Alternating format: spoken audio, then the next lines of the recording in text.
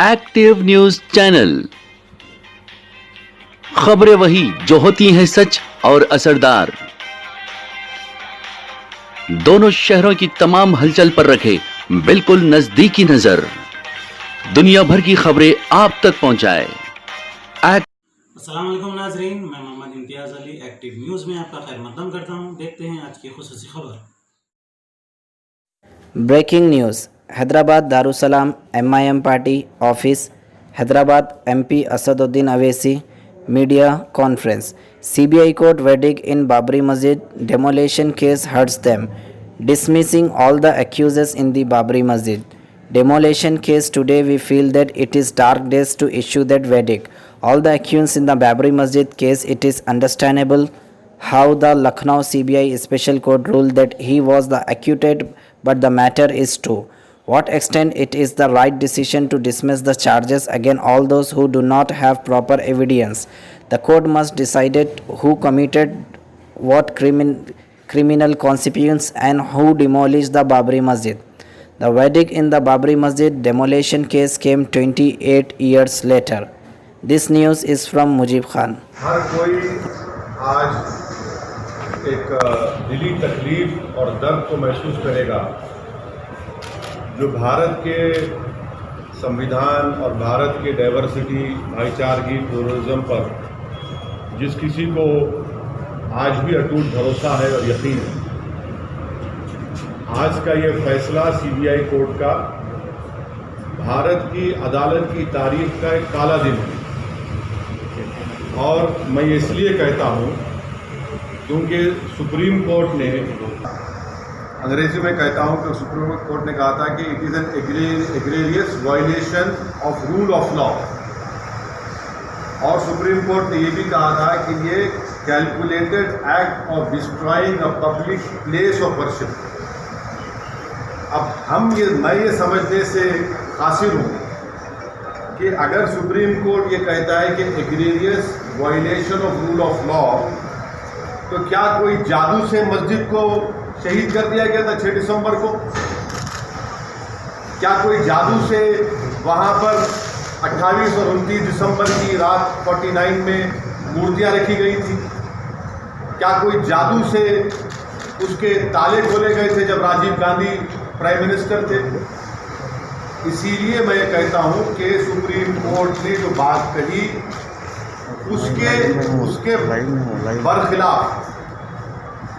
उसके बरखिलाफ आज ये जजमेंट आया है।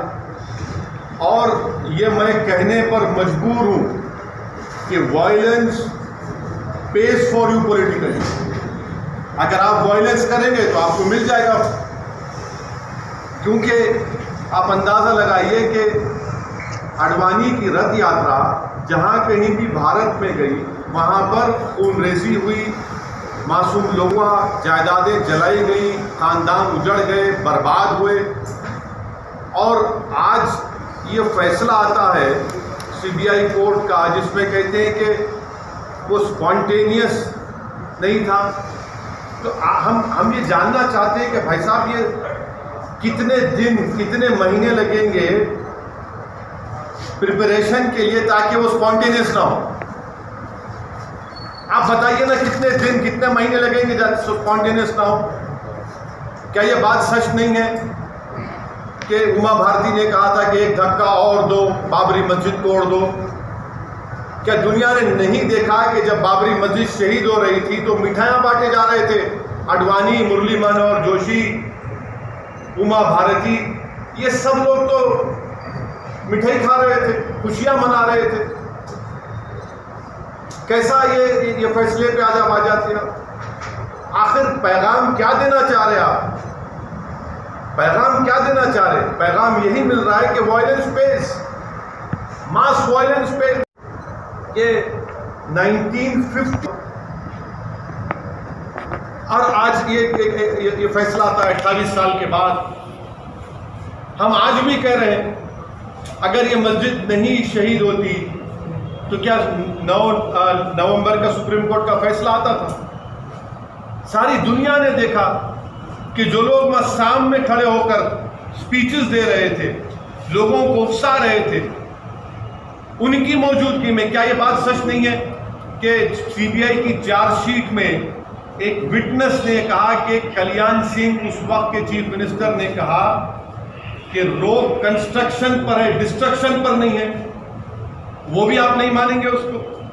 क्या सीबीआई की चार्जशीट में नहीं कहा गया था कि 5 दिसंबर की रात आडवाणी ने विनय कटियार के घर में साजिश रचाई?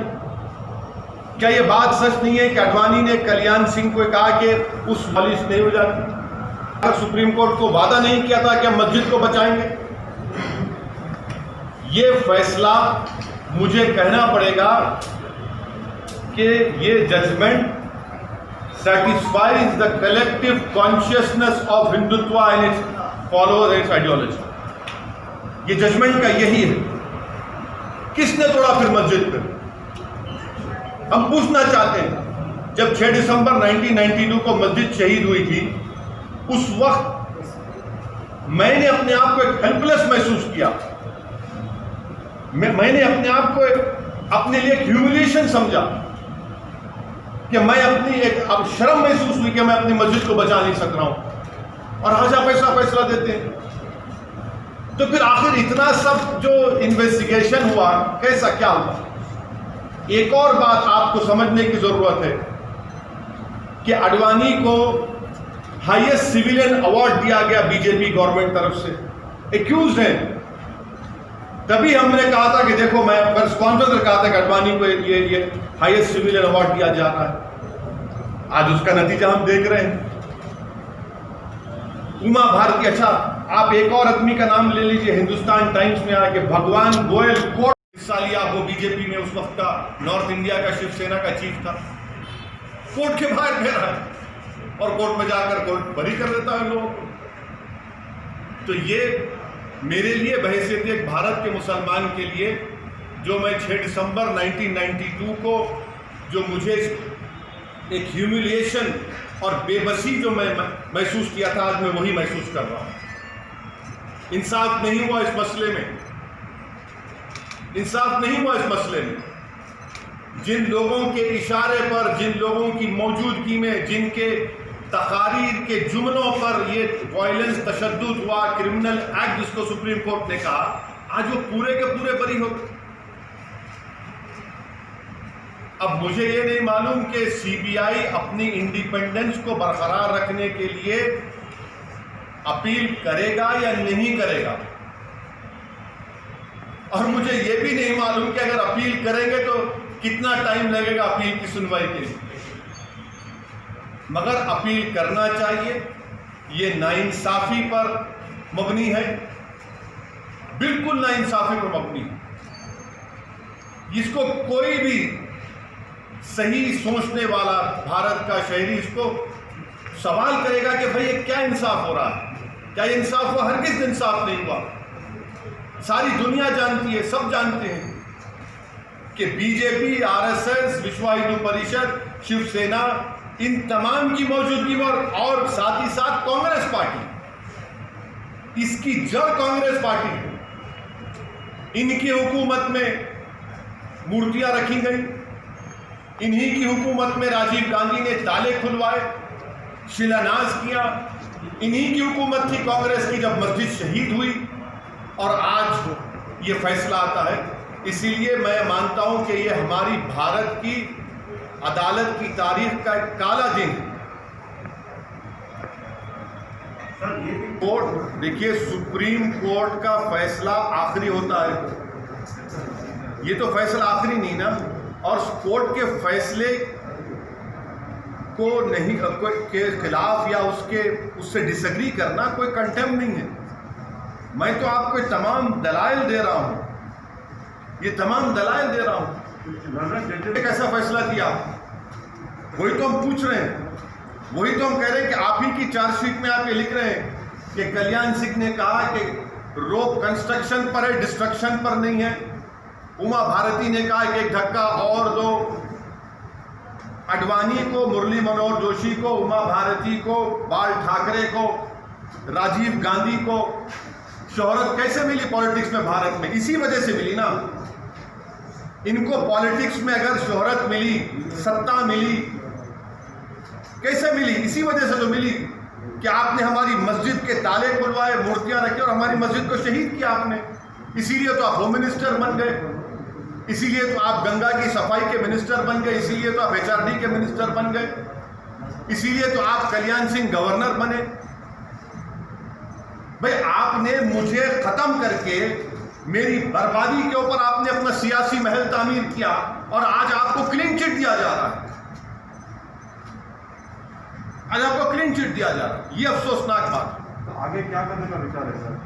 आगे अब ये देखना है कि CBI अपनी इंडिपेंडेंस को बरकरार रखने के लिए अपील करेगी या नहीं करेगी।